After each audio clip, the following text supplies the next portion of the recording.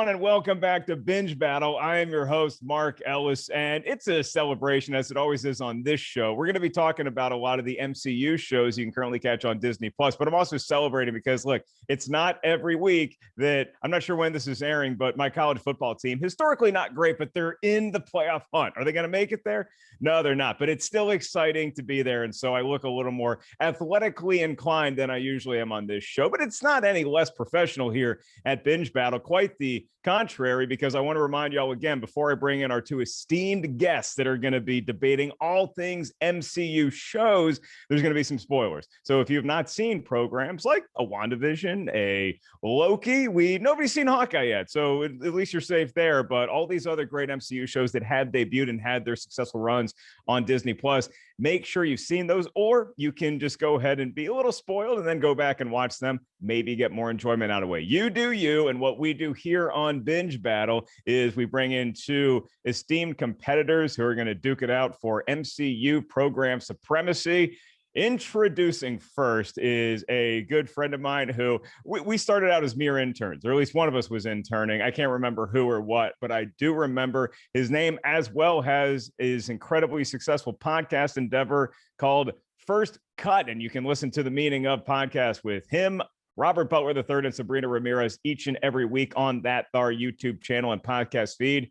Andres Ace Cabrera. Andres, welcome to Binge Battle. I see that you also have a sports team hat that you're very excited about. I do, and it's exciting.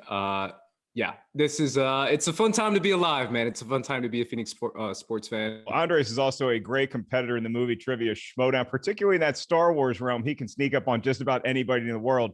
He's just that good.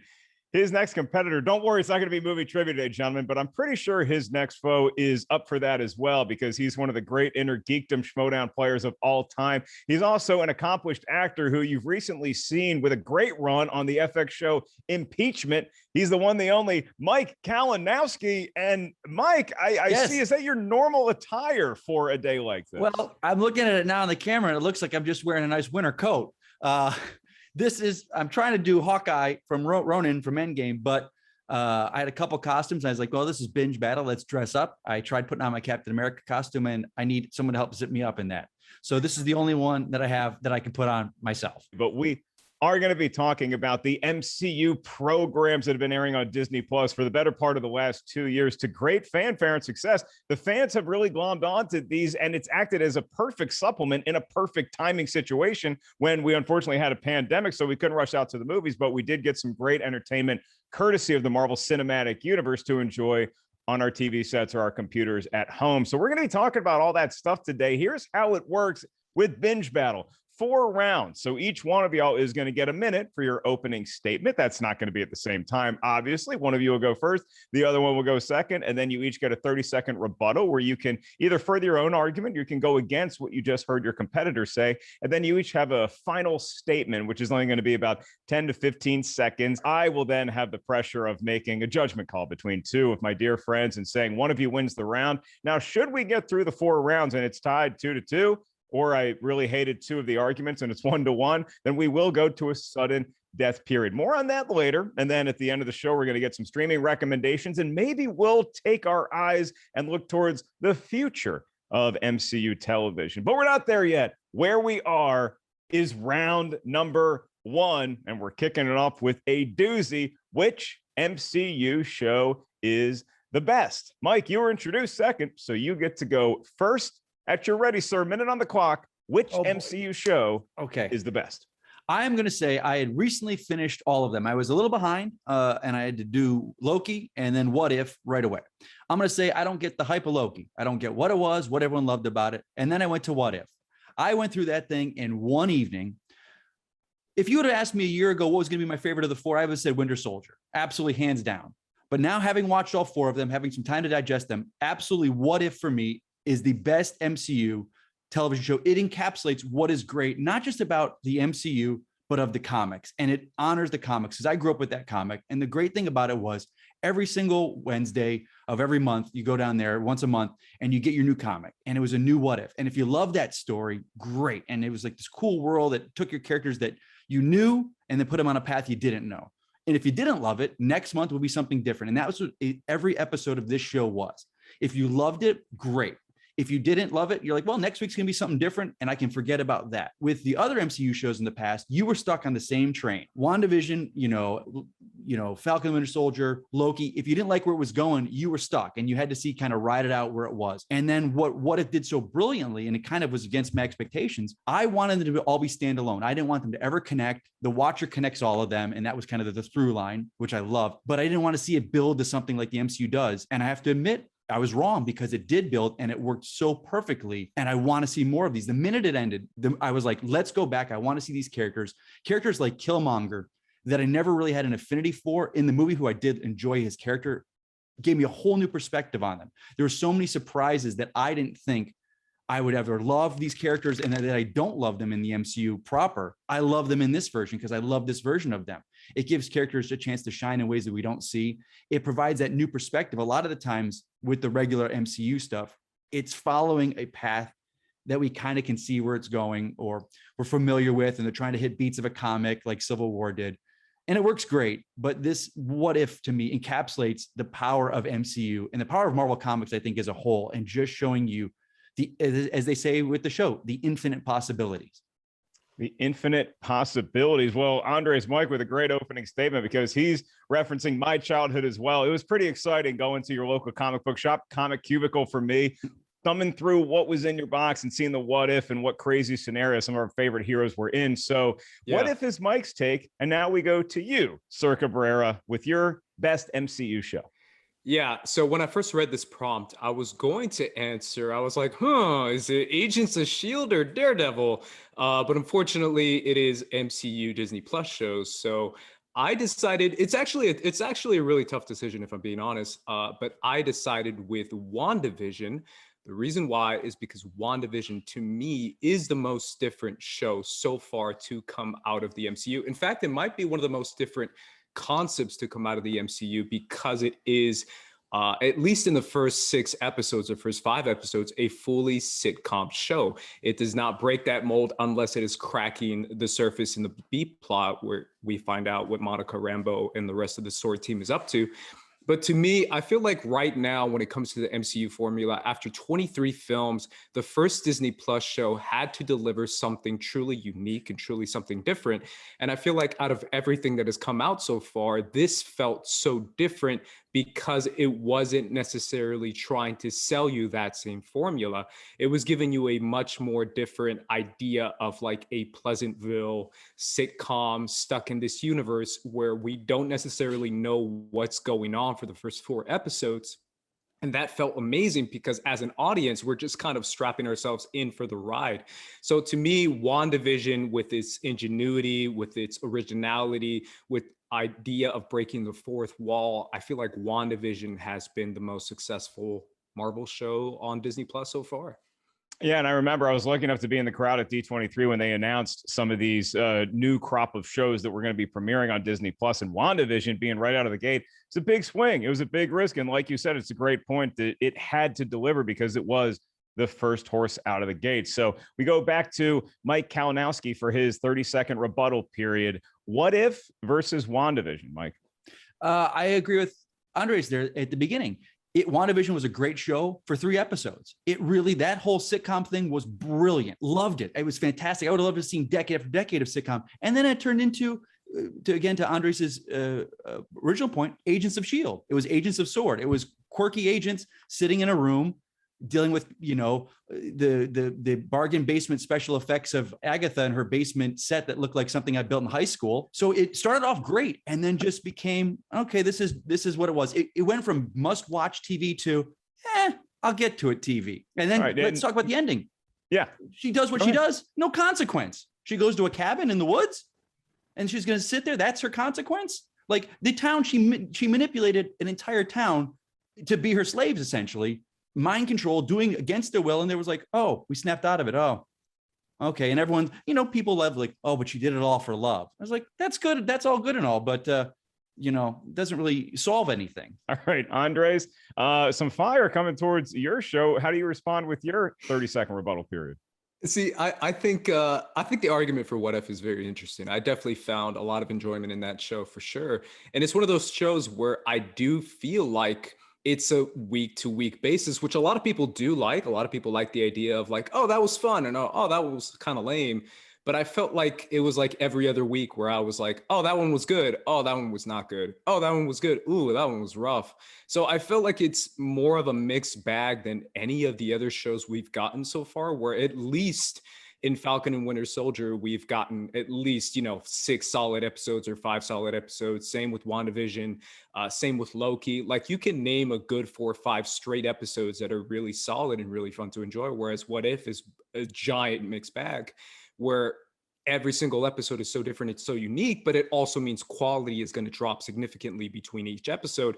When it comes to WandaVision, I do feel like it was properly paced when it comes to the cracking of the walls, where we slowly got revealed what was being placed there and what was not. It was only until I think the second to last episode where we knew what was going on all the way through.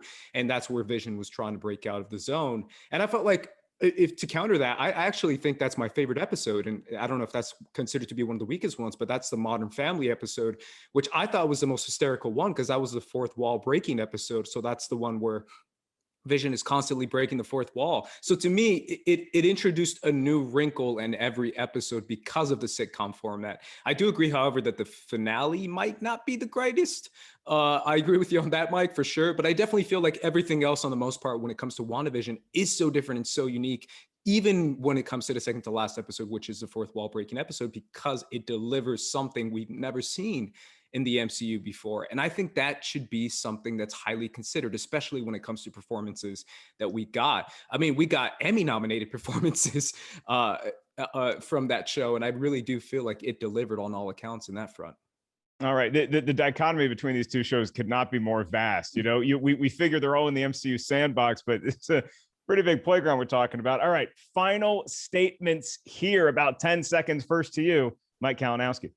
I said it perfectly. It's, people say it might be a mixed bag, but the fact that it had something for everyone. The other shows, you were stuck for the long haul. What If gave you something different every single week. So regardless if you didn't like it, you still were able, you didn't go next one like, well, I got to finish this darn show. It was something like let's see what next week is. It's a grab bag, and it's a grab bag of Marvel goodness. Just knowing you as the killer from Schmoedown, I have a feeling that's going to be your epitaph. Is I said it perfectly, Mike Kalinowski. Let's go to Andres. 10 seconds on the clock for you with your final statement supporting WandaVision. I think now in the phases of the Marvel universe, we're reaching a point now where the formula has become something that I think people are as familiar as than the characters themselves. And I feel like breaking the formula, even slightly breaking it, is something that's so significant and so original and unique and refreshing. And as much as we love Loki, Falcon and Winter Soldier, and What If, they still follow the formula pretty strictly. WandaVision is that one show that really tried to stray off it and go an entire different genre and an entire different universe. And I feel like it should be rewarded for that. It's a good point both y'all make on that front, where these were two big swings that really took the MCU lore in different ways that we necessarily weren't expecting. I feel like Falcon and Winter Soldier plays out the most like an MCU film. Loki took some chances, but it still stayed within what we knew from the films. And then you get this crazy harebrained WandaVision. Then you get a different episode of whatever the hell is going to happen with What If. And so I love What If for the fact that you can just get there and you can enjoy, and then you can leave, and you don't have to have a whole lot of baggage that you're bringing. And there isn't a whole lot of research you have to put into what's going to happen next. It's a very loosely connected series. But WandaVision being the first one that was going to air on Disney Plus, that was really going to help sell a lot of subscriptions, hopefully, for Mickey. But more importantly, and to this point, it had a big task where it had to feel different than something that was just another run-of-the-mill MCU show. And so I agree with Andres and Mike's point that the finale might not have stuck the landing the best, but the promise that it showed in being able to go in different directions, I think, was more crucial to the MCU going forward than What If. And again, hardcore What If fan growing up here, because you never knew what you were getting week to week. But I think I'm going with WandaVision for the point here, opening things. Blavity jab. And Mike's Hawkeye uniform has been wounded, but it is not yet fell because it is only 1-0. We're going to stick with Mike with his opening argument as we head into round number 2, and that is going to be favorite duo. All right, Mike. So you find yourself down a point to Andres. Your favorite duo. Oh boy, the pressure's on. Here we go. All right, my favorite duo. I'm going to say something because you know what? Hey, we can look at the MCU and go, who's the favorite of these TV shows? WandaVision? That's the title of the show. Is it WandaVision? Captain and Winter Soldier, Falcon Winter Soldier. Are they a duo that we're going to love and get into? Loki and Sylvie, the two leads. No, I'm going to go by something that completely caught me off guard that I didn't expect. Captain Carter and Black Widow. They had a minimum amount of screen time together, but the important thing about the two of these when I saw was it felt so real. It felt so natural. They were like two best friends. I hadn't seen movies of them together. And a lot of the MCU struggles with in these moments of, you know, they find it either it's pandering or it's forced. And Marvel has even admitted to this in their making of book that they just kind of released about saying how the big moment in Endgame felt like pandering and they had to re-shoot it. This scene, the two of them felt so real. And then it came back in the final episode of Captain Carter and Black Widow.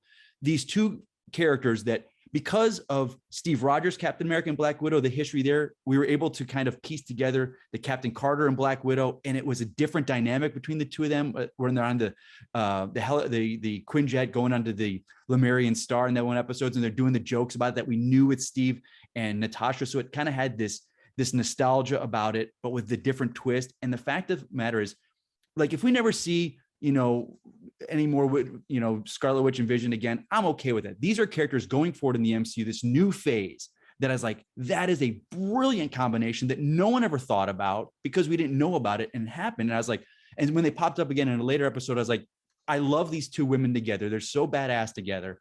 And to know the history, and you know, she knew Steve in the past and Natasha didn't know Steve anymore in this timeline, and what could come out of that, the storytelling between those two women, I think it's fantastic. And I fell in love with them instantly. And I didn't know that a season 2 was greenlit till the past, they just announced it recently. So I hope we get a whole new episode just with the two of these ladies. I would love to see them in live action, Haley Atwell and Scarlett together. You know, I don't know if, you know, one's dead and whatnot right now, or both are dead. I don't think it's going to happen, but I would love to see these girls live action, animated.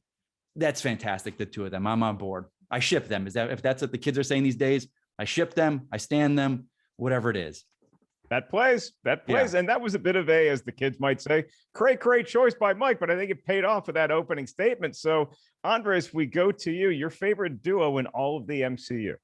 I guess we're going straight to that argument, but speaking of the kids, a relationship that melted the TikTok hearts around the world was WandaVision. And who knew that teenage girls would be falling in love with an android made by Tony Stark? But it was happening because people really did feel like this relationship might be one of the best relationships in all the MCU. And that might not be saying much, except maybe besides, I guess, Captain America and Peggy. But even then, the amount of screen time they have is so limited that the amount of screen time WandaVision got was so significant and was so original and unique because of the universe that they were placed in, considering that Vision is dead and what we're seeing is a projection of Vision or a version of Vision in the entire show. And yet we still feel so heartfelt, inclined to love this character so much. Paul Bettany makes himself so relatable, so kind, so unique inside the MCU. And Elizabeth Olsen portrays grief, fear, all these emotions inside of her own reality so well, to the point that I mentioned before that she is Emmy nominated for this show. I really do feel like the chemistry between Elizabeth Olsen and Paul Bettany is just off the charts, completely different, completely unique. And I feel like it hits so hard because we do fall in love with them so much, and because we relate to them, each one of them in their own way. Obviously with Elizabeth Olsen, when it comes to letting go, and when it comes to our fear, when it comes to our attachment and our grief, and when it comes to Paul Bettany's Vision, we feel for him because of his confusion, because of his frustration, because of him feeling stuck, that he's stuck inside this universe. I feel like both characters had their own unique journeys and differences, and yet their coming together was kind of what made them completely unique to the Marvel universe itself. And I felt like we felt that in the finale of the episode. Say what you will of the finale of WandaVision, that final scene and that final line became so iconic. I mean, it was tweeted all across the world, but the idea of what is love if not, grief persevering, and it really felt that way because that is what the connection of WandaVision was, which is love. It's a good summation of a relationship there, which is why I currently single and not complaining about it. Mike, Yes. we go back to you for your rebuttal. I want to hear more about, because you did point out by your own admission, limited screen time for your duo. So why did they just jump off the screen and give you this argument to make today? I find duos are easy to fall in love with when you've got umpteen amounts of films and an entire series devoted to them. The writing in WandaVision was great, and there's no denying that. It's easy to make an audience fall for characters like that. How many times do you see either in a sports game or in a movie, a character that pops up, a limited time, and you just cannot stop thinking about that character? The guy in a game that does the winning goal at one point where he's not the star of the team. You never forget those characters because there's something magnetic about them. There's charismatic about them. And it was very simply written scene. And that speaks to me. Like all these characters, like Falcon and the Winter Soldier, I would have thought that would have been my favorite duo of all time. And after seeing the show and being along with them for 6 episodes, same with Wanda and Vision, I'm like, okay, yeah. And I saw their story in the movies and okay, they're going to go on. And yeah, that was cute. With these characters, it was so, the way they were brought together, you didn't think about it. It just happened. I look at Wanda and Vision and I was like, there's a lot of questions when I look at them as a couple. I'm like, how does that, she's a robot. And I know that's the comics. And I kind of can't keep it beyond that. Peggy and Steve, I get it. Wanda and Vision, I don't know what's going on there. And I don't want to go into that. That's a whole nother thing. And I'm sure there's whole Reddit threads and forums about their whole thing and their love life, but I can't connect with it. I don't feel an emotional level that what people did feel on that one. And anyone that knows me knows I cry at the drop of a hat. There was a dry house throughout that WandaVision show. Peggy Carter and Black Widow in the whole what if, what we're going to get with these two and hopefully get with these two. It was just, and again, it goes to my love of what if, what if I had no idea. And that's what I love, is the surprise. And I kind of feel that those are the best when they're not couples that are thrown in our faces and here, go on this journey with this couple and fall in love with them, like the Sylvie and Loki. Of course, people are going to love them together. They were 2 great actors with great dialogue. It was easy to fall in love with these characters. Captain Carter and Black Widow. I'm sure even the writers are probably like, oh, the fans are going to love this. These guys together, that's a team up. And it just clicked. It's that magic. It's the magic that they talk about when either you're watching casting directors watching 2 actors during a chemistry test or whatever. And the fact that it was animation. It's that surprise element too that you're talking about. And so Andres, it sounds like he's making Carter and Black Widow sort of like the DeAndre Ayton of last year's playoff run, where you just never saw them coming. And so how do you counter that with does the obviousness of the fact that we're going to be spending a lot of time with Elizabeth Olsen and Paul Bettany's characters, does that sort of take it down for you, not sure? Does that just make it all the more rich? Oh, no, to me, it makes it all the more better, especially considering, I mean, obviously we would love to see a Peggy Carter and a Black Widow and more of that, but we only got like maybe 2 lines of it in a reference to like them being friends, but that's kind of it. And then maybe an action scene after that. I felt like when it comes to WandaVision, I felt like when it comes to iconic duos itself, when it comes to the MCU, that is the one we might consider over maybe any other because of their connection, because of their love, because they truly are in love and there's no gray in between. Like we get the gray between, the Mark Ruffalo Hulk and the Black Widow. And there's so much gray in the MCU when it comes to romance because they're so afraid of it. Yet when it comes to WandaVision, they have no fear and they want to dive straight into that. And I feel like we're at a point now in media to counter the whole Android thing where we've seen 3 seasons of Westworld, Mark. We've seen plenty of stuff now where I think people realize now that robots are people and people, they have souls and brains and they basically are the same as us. So I felt like we're at a point now in media that we can accept that Vision has evolved beyond his android status, and he's truly essentially more human than a lot of the characters we've met in the MCU. So I felt like Paul Bettany adds to that as well. And I felt WandaVision is the example of when it comes to a relationship. a relationship which is give and take, a relationship which is much more adult because they have kids now and they're thinking about their kids. I felt like that was kind of a refreshing take in the MCU because we usually get the kiddie stuff or the more like teenage love stuff. But the fact that they have children inside their relationships adds a layer to their love and to their conflict in the story. And I felt like that might be a cooler take because it's a slightly more adult take inside the MCU versus, again, no offense to Black Widow and Peggy Carter, but I do feel like, you know, 2 lines might not be enough to sell me on their chemistry. All right, final statements here. So we have a lot of one duo and we may not have enough of another duo. Mike, that is your choice. So your final statement at your ready, sir. Well, we look at it this way, you know, they're a couple, WandaVision, and, you know, there's a lot of couples and it's easy to, you know, couple. Their story was told in Infinity War. Now suddenly we're going back to a whole nother story with them. I look forward to the future. And I also look forward to the future as not just, hey, we're man and woman together. These two women, regardless of where it's going to go in the future, could they have a relationship? Yeah, they could. They absolutely could. I look at it like Once Upon a Time in Hollywood with the two of these guys. It's not quite a wife, but more than a best friend is the line they say. It's that it reminds me of the two of them like me and my best friend. It's just there's this chemistry with them. And again, I lean into the limited screen time. Like that says something about a couple. And when we say about best duo, favorite duo, is like, yeah, they had a little bit of time. I didn't get to know them over 4 movies and 6 episodes. I got to know them over 2 episodes of a cartoon that maybe had a couple minutes in screen time. And that stood out of the entire year and a half of MCU television. That speaks volumes of character potential and what they gave us in the writing. You know, they always say, you know, you could write a book and not fall in love with characters, or you could write a chapter and fall in love with characters. And that's what those writers did. Within a few lines, made me, this MCU diehard guy, fall in love with 2 characters that I never would have thought in a million years would have caught on for me and gone with it. I think it's the pinnacle of writing and the pinnacle of a relationship in this MCU. All right. Andres going to give you a little extra time here with your final statement. Go ahead.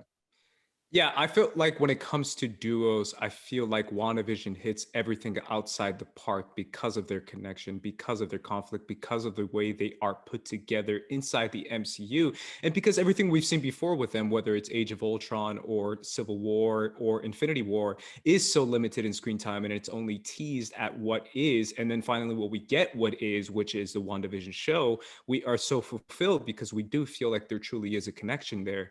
And I feel like when it comes to connections, this is one that truly felt original and unique because of the idea of them coming together, realize their power together, and then realizing that they have to come apart once again in order to be whole again, at least when it comes to Scarlet Witch's version, because she does have to let go of Vision at the very end. And that's the last thing she lets go of when it comes to her own reality that she created inside the Hex. And I felt like that, to me, is a perfect encapsulation of what a duo is. It's the idea of I'm stronger with you. I feel a connection with you, yet I still have the ability to go on without you, keep you inside me in my own way.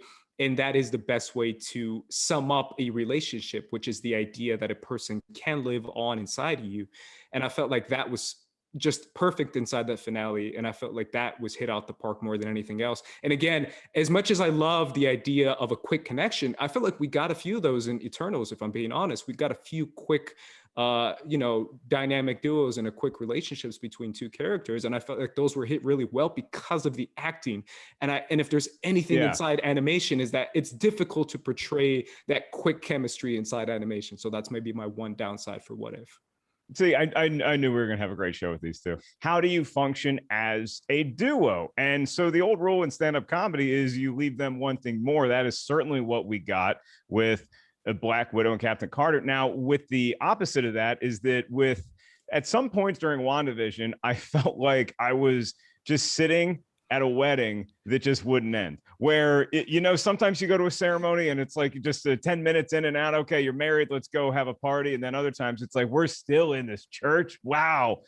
So it's a tough call that y'all give me, but if you give me the best duo, as much as I really despise relationships at the moment, I just Wanda and Vision did run the gamut of it. And where Mike had me with it, you can go into Reddit threads and figure out what their relationship would become or what it could become. Andres had a nice counter with, look, we've seen Westworld. So what are we really talking about here? We've seen her. And so I think my ruling goes like this. Mike, I know you cry at the drop of a hat, and I've seen it happen, and it's beautiful. I don't want the tears to happen yet because Andres wins the round, but you still have a chance. Son of a... You still have a chance. Andres kicking off round 3. This could be the winning round for him if he nails it.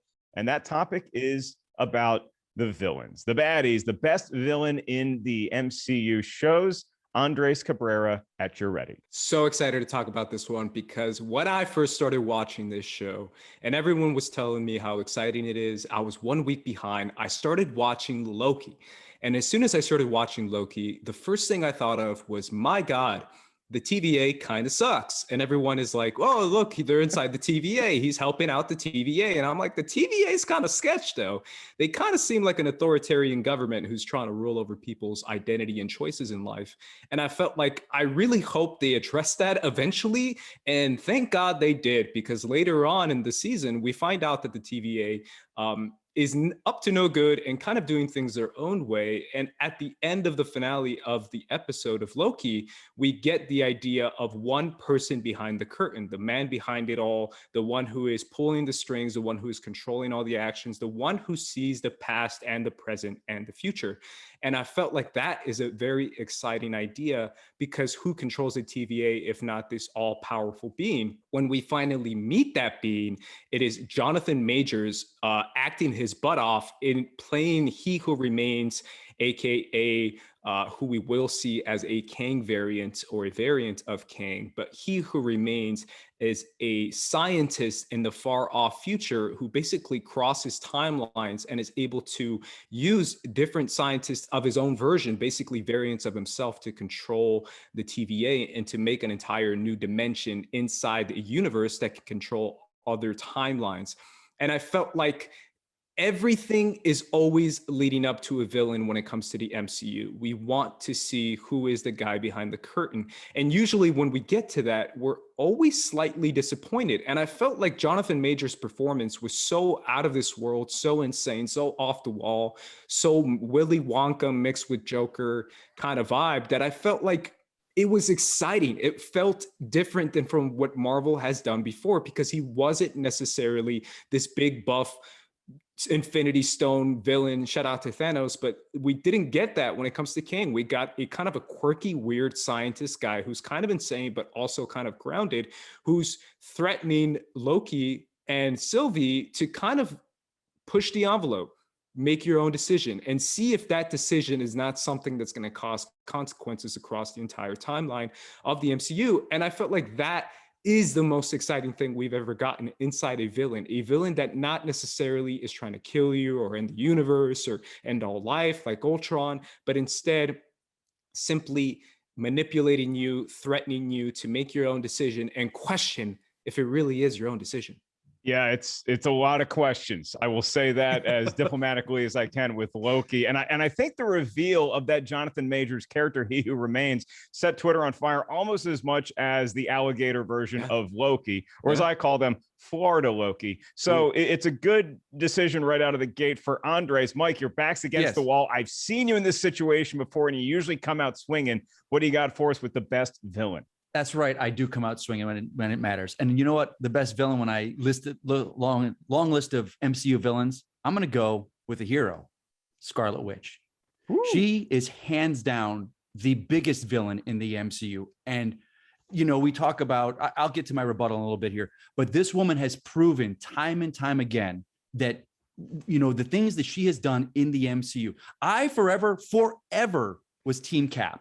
I am Team Cap. Civil War, Team Cap. We're our own best defense. We are the ones who should be in charge of our own lives. Scarlett's, you know, she needs to be trained. We need to be taken care of. You know, Tony's locking her up and this and that for house arrest and whatnot. And he's like, no. And it splinters the Avengers. She splinters the Avengers. Now, after I've seen WandaVision, which has won Ace 2 points already, it's going to win me points now because of the fact of Tony Stark was right. Watching what she did, She took, we talk about this. She manipulated and mind controlled an entire town because she was in love. She said goodbye to Vision in Infinity War. She said goodbye. The stones gone. Life moves on. But she was like, no, I can do it again. I can get him back. Oh, I'm going to take over everybody's lives and they're going to be my little puppets. She was a puppet master. You want to talk about controlling destiny and time? This woman took people's free will away from them. What has been the worst tyrants in our country in history have been about? Taking people's free will away from them. And she's a hero? Get the heck out of here with that nonsense. She is a villain. And in this one, we're going to see some kind of redemption because, Doctor Strange is going to teach her. No, where's the consequence for her actions? She has proven because she's in love with an android that Tony Stark was right the entire time. The Avengers were wrong for splitting up. She is dangerous. She's a weapon. She can't control it. And the fact that it's like the rooster in the hen house. She's a friend in the Avengers, but she could snap at an instant, rewrite the fabric of reality to however she wants. And she's proven that she doesn't realize good and bad. If someone, especially you get her mind manipulated, it's all over. It's all over. That she is a dangerous, dangerous weapon. Going forward, the fact that she's still going to be out there in the MCU and we've seen what happened in the comics. If we're going to talk about House of M and what happens with no more mutants, and we're eventually getting the X-Men in there, this woman is going to have a history in the MCU. And 20 years from now, you watch 10 years from now, the long game that Kevin Feige plays with the MCU, she is going to be a villain that is going to be there, but she's always going to be there trying to be a hero. She'll have some good moments and save some stuff, but this woman is dangerous. It's the thing you see when the kid, one day they're going to grow up to be whoever. This one, we got, she's the problem. Right. The greatest villain in the MCU, Scarlet Witch. Mike, acting like one of my favorite fast food restaurants, bringing the fire sauce. Well, if it was up to our engineer and my boss, Christian Rubalcaba, you already got the point by just bringing up Master of Puppets. But we go back to Andres, who had a pretty strong opening as well. Andres, your rebuttal hearing that Scarlet Witch, who you've been defending the last 2 rounds in some manner of sense, is now the greatest villain we've ever seen. I think WandaVision did a really good job of portraying what happens when a person who didn't really have autonomy in their own life and their own life decisions, and what happens when they create their own reality out of grief and out of fear. And I feel like trauma is the word that really encapsulated what WandaVision is. But I feel like as an audience member, I feel like we are trained. We know exactly what it is when it comes to decisions and what is in a decision and what is out of a decision, which is why they introduced the idea of Agatha Harkness, to show us that a lot of what is going on is also a result of Agatha's meddling and how she's gotten involved inside the visions that we do see, or inside the hex that we see in the WandaVision show. Also that, and the idea of Wanda surrendering her life essentially to being experimented on her entire life until the events of Age of Ultron, where she breaks out of that and she's able to really showcase her powers. Wanda, to me, is more a misunderstood hero, an anti-hero, but a villain. I don't know. She's not quite there yet, at least not for me, at least not as someone as powerful as Kang or He Who Remains, who does have the power of literally seeing every timeline and every situation happen, which presents a scenario that literally presents the Infinity Stones inside a dimension where they don't work because they're useless, essentially. And we see that scene to showcase the power of He Who Remains and to showcase the power of what he created inside the TVA as a creator of the TVA to establish control. And as we were talking about authoritarian governments, what's more authoritarian than taking over every timeline and deciding what timeline works and what doesn't based on your judgment and your judgment only? That is terrifying. So I'm sticking with my original answer with He Who Remains. Just hearing you talk about He Who Remains, you're making me feel like that character, because I'm looking at timelines and I got to make some judgment calls, and it's a lot of weight on my shoulders now all of a sudden. So we have He Who Remains, and those are 2 strong points by Andres. And so now we go back to Mike Kalinowski. Mike, Scarlet Witch, anti-hero, but you're saying just straight up villain. Well, we're going to talk about the fact that He Who Remains is He Who monologues. We're only talking about what we've accomplished and what we've seen so far. What did he do? He ate an apple, and he ate that apple really weirdly in that show. Like, what is his threat? What is he threatening us with? He's telling Sylvie and Loki, go do what you want. Like, see what happens. Like, I don't look at him as a villain. like what has he done? You know, we talk about, you know, we've seen the Eternals and what's happened with things and the course of things happening in the MCU that are out of humans' controls. So if there's an out, you know, we've seen a Thanos before where we kind of sided with Thanos, you know, like, oh, I kind of see your point with He Who Remains, or what we're calling him now, or whatever, in his, you know, cool little robes in his little room with his little mud thing of his statue. What was he doing? Like, hey, go out there and try and change a timeline. Like, what is the threat in that to the MCU as a whole right now? Sure, what's going to happen, we don't know. But I'm saying, what if we've had this far with the MCU? Scarlet Witch, we talk about this. She went in, she volunteered for Hydra's experiments. Let's not forget that. She volunteered for that. She wasn't taken from her home. She volunteered, like her and her brother wanted to do this and wanted to be manipulated, and they broke free. But she's been a constant threat the entire step of the way. And she's someone that can take down the Avengers like that. Kang and these guys, or He Who monologues or whatever he is, we don't know what the threat is there. Like, what is he doing? Like, and we've seen threats like him come and go. It's like, okay, the timeline will branch. Well, we'll fix this timeline and we'll do this. And it was like, it was trying to be more clever than it was. You know, I can't sit here and tell you and kind of defend against Kang right now, because I don't know what his thing is. He sat there, he showed up. We knew he was going to be an Ant-Man and Wasp, so we had to put him in this somehow. And I'm still like threatened by him. We haven't seen what he can do. You know, people they talked about, hey, we've been in this timeline, and we made the timekeepers a robot. But I'm like, well, what is that? We've seen Scarlet Witch in action. We've seen her kill Wakandans because of her inadequacy with her powers, you know, and we could talk about everything that she's done. And the Avengers were like, the power that she has, the power that we've seen her have, and they kind of give this nebulous power to Wanda that she can do whatever she wants. Like, that is an absolute villain. And it sucks to say that because she is a hero and she helped save the day, but she is an incredible villain that we've seen do terrible things. It's a lot of risk. Seen He Who do anything but eat an apple. It's a lot of risk there. And so it's what your potentiality is. It's some of the mistakes you've already made versus the potentiality of someone who's keeping time and time. You know, anybody remember when it was just like two scientists? One was named Stark, one was named Stain, and then they just fought each other and we were done. And now there's a lot more work we're putting into this. So we're putting in a little more work into round 3, the best villain in the MCU shows. 10 seconds apiece, starting with you, Andres Cabrera. I'm so glad you brought that up, because I feel like when it comes to the MCU, we've seen every single villain try to destroy a country, try to destroy the universe, try to destroy a planet, try to blow up something else, fly around, blow it up, Malekith, whatever, Infinity Stone this, Infinity Stone that.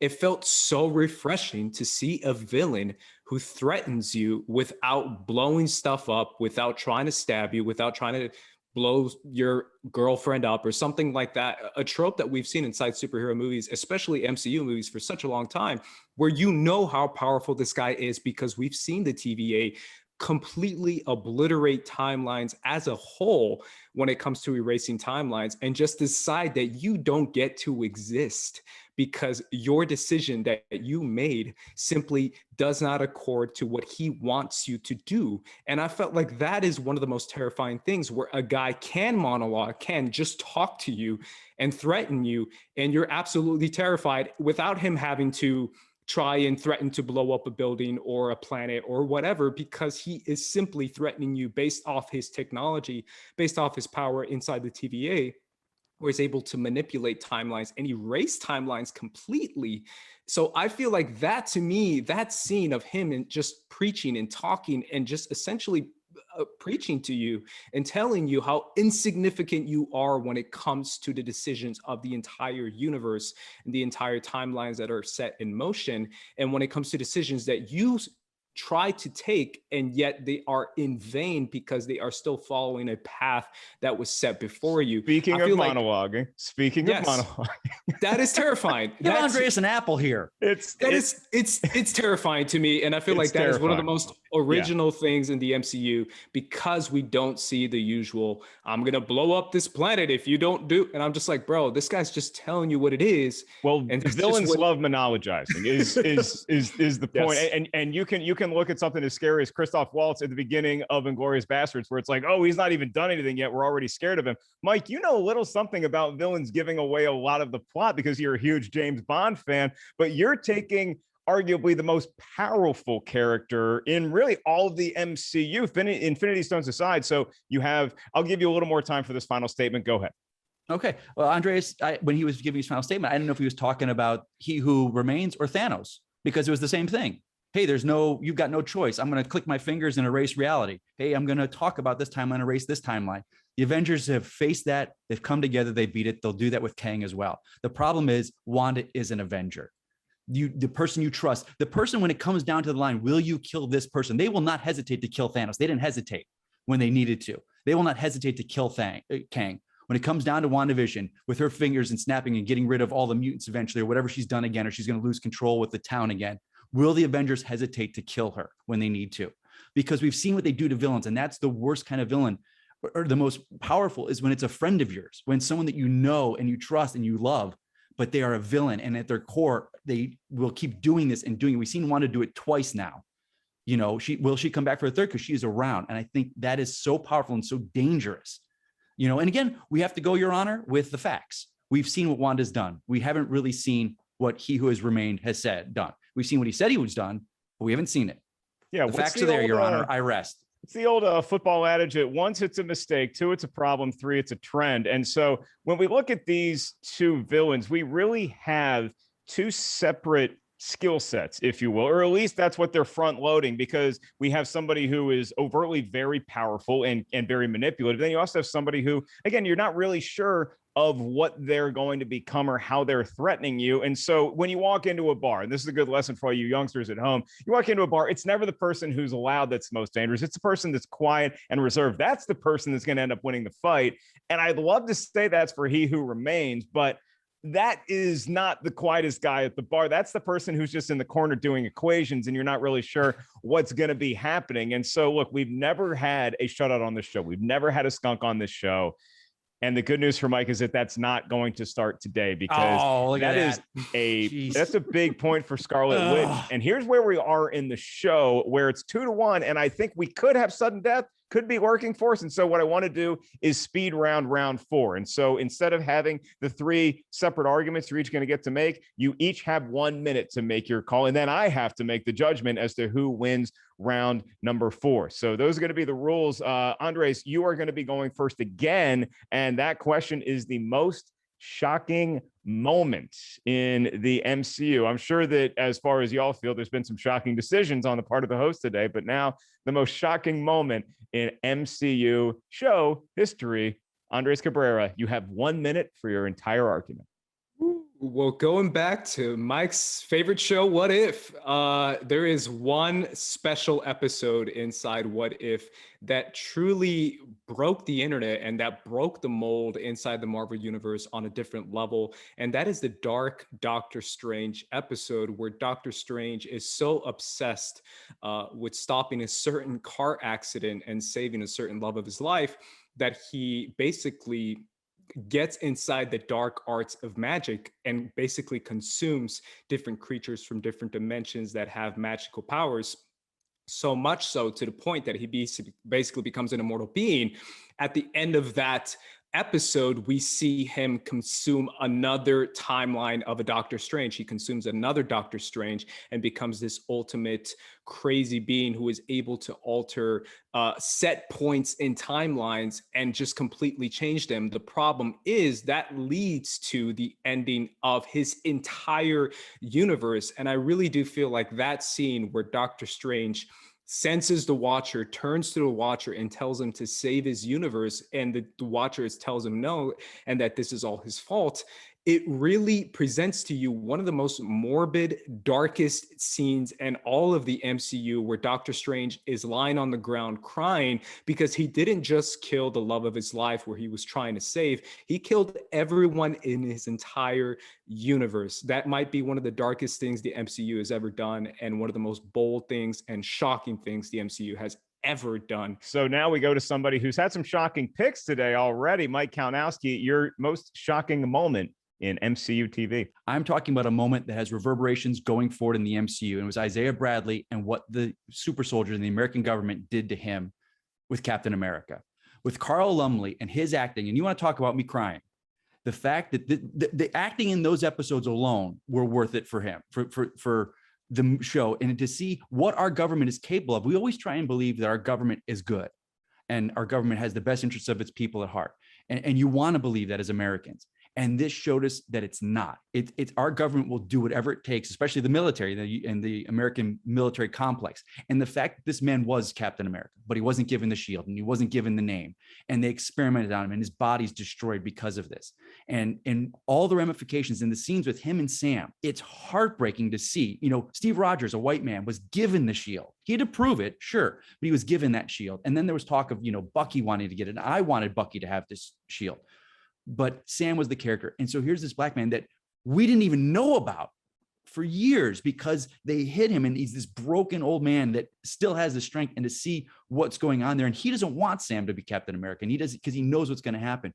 And then to see him come around at the end, that to me is the best thing about the MCU, is because it takes these characters that might seem minor and we feel for them. And the fact of this, the government cheering Captain America, and they bring out, John Walker as U.S. agent. He's all celebrated and whatnot. But there's this dark, ugly side to America, and the show embraced that and didn't shy away from it. And it touched on issues that are important to people.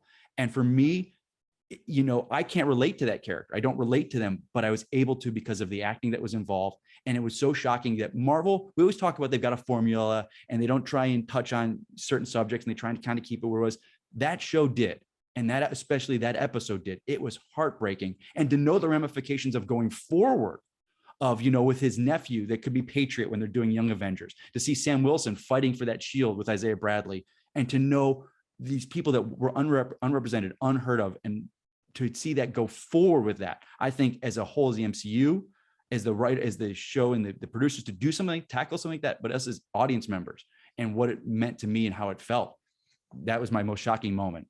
That was something that made me emotional as well, just seeing that, because you go back and you think of that time when Captain America was first created, and we go back and it does change the way that I watch Captain America, the First Avenger, a little bit, because it's this nice sing-songy way where he's on stage and he's entertaining everybody. And you just think, well, we didn't know all of the dark secrets that were being harbored. And so if it changes my perspective on Captain America, the First Avenger, I feel like Mike gets the point here simply because the reason why I lean towards WandaVision a little bit more in the first round is just because What If, as entertaining as it is, I never felt like the stakes, simply because of the title of the show, What If, versus something that we do get that is a very relevant storyline, I feel like, in today's day and age. And so we go to sudden death. It's 2-2. And so Andres had a 2-point lead. Mike comes storming back, as he usually does, with the 2 points down. Now we're tied at 2. And so we have the sudden death round. It's going to work the same way as the round we just had, where you each get a minute to say your point, and then I have to make a decision. And that's going to be the winner of today's show. And Mike Kalinowski, you have the honor of kicking us off in the tiebreaker sudden death round. Which character deserves their own series? 1 minute on the clock to you, sir. Seeing what happened and seeing what we didn't get, I vote Bucky Barnes, the Winter Soldier, because this show, I was hoping that the Falcon Winter Soldier would take and kind of either complete his character arc and move him on, but it didn't. It was Sam's storyline, and it was rightfully done exceptionally well. I wanted Bucky to have the shield at the end of the show, but then watching the show, I'm like, oh no, Sam, he earned it, he deserves it, and I want him as Captain America 4. But Bucky is still the Winter Soldier. He has not atoned for his past. We talk about killers and the Scarlet Witch and these people who are, look at two different people. Scarlet Witch, bad, then got good, but bad again. Bucky has done bad, and now he's trying to redeem himself, but he didn't get to do that in the show. And I vote a show. There's a comic called Nomad, which took a different version of a different version of the Winter Soldier, or Bucky Barnes, I'm sorry, and took him. And what it was essentially was him going through the country and just being this nomad in the country, going into different cities, and stuff would happen. And he would then be there to deal with these. And it's perfect for episodic television, but it's also something I see, and it gives a chance for Marvel, because of our country and the way our country is right now. It's been for the past 5-6 years or however long. There's so much turmoil and so much divide. And you get a character like Bucky Barnes, and you put him in the middle of these small towns or that are fighting with each other, and we're as Americans at each other's throats. And I think it's so rife with storytelling that you could put Bucky Barnes, this soldier that's worked for both the United States and the Russians, been a killer, now trying to atone for his past, going from town to town, trying to right these wrongs or maybe learn about himself from our country that I think as a whole, when we talk about our country, I don't think our country is inherently bad.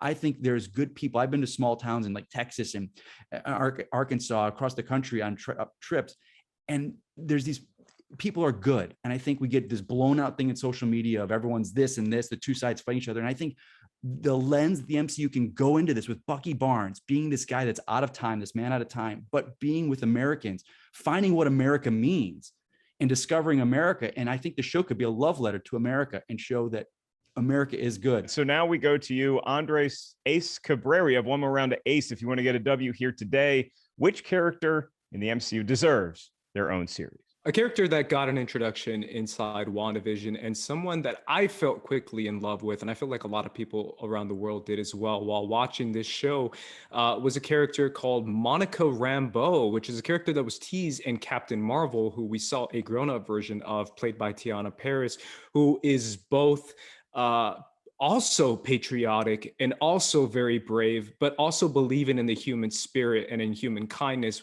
especially that of Scarlet Witch, even though everyone else is telling her that she's absolutely insane and that she's not worth saving. She insists that she is worth saving. She risks her life to go inside the Hex, so much so that she gets a special power set.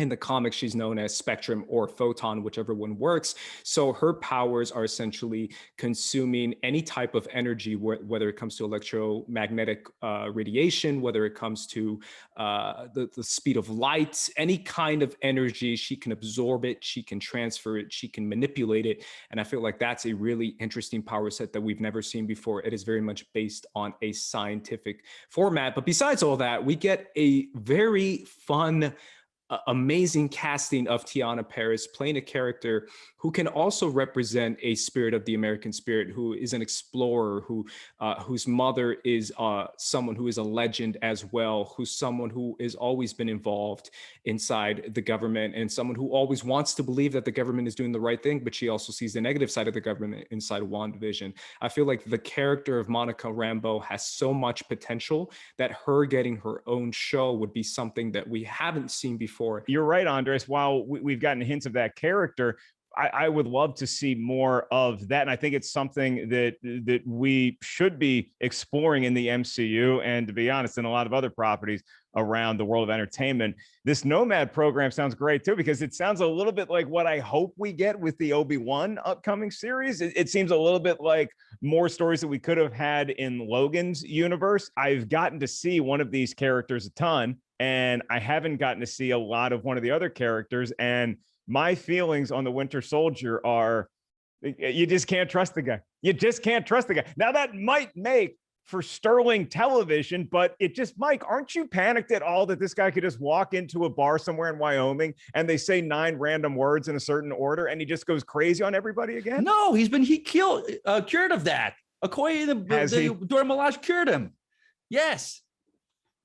All right. Well, Nomad versus the Nomad show, I should say, versus the Monica Rambeau show. I'm going Monica Rambeau here. I think it's the right play. We've already gotten a Winter Soldier-ish show, and I know he didn't get the shield. It's interesting to hear that you were happy that Sam got it at the end when you were initially rooting for Winter Soldier to get the shield, which I think is totally never give that guy the shield. All right, he's already got a cool bionic arm. I still don't trust his brain. Do not give him the shield. That's Sam's. And so that is going to be your winner today. Andres Ace Cabrera in overtime over Mike the Killer Kalinowski. Gentlemen, this was one of the most rousing debates we've ever had on Binge Battle, really since I've started hosting anything. This was a really good session today, and y'all got my interest piqued in a lot of what we could see in the MCU going forward sooner rather than later. And you are at Mike Kalinowski? At Mike Kalinowski. Simple as that. At Mike Kalinowski. That's it. Andres, we go to you. You are a winner today. Squad leader Ace. There you go. There you go. All right, everyone. That is Andres Cabrera, your winner, and Mike Kalinowski. A great effort by both of you today on this episode of Binge Battle. I am merely your host, Mark Ellis. You can find me and upcoming tour dates at Mark Ellis Live. Thanks to our big boss man here, Christian Rubalcaba. Although he looks more like Sergeant Slaughter than Big Boss Man. That's a wrestling reference for all of you. We our Rotten Tomatoes binge battle. Thanks to the entire crew here at Rotten Tomatoes. Hey, check out Rotten Tomatoes for all upcoming streaming recommendations as we get deeper into the holiday season and more MCU shows get announced. That's going to do it for us. We'll see you next time on Binge Battle.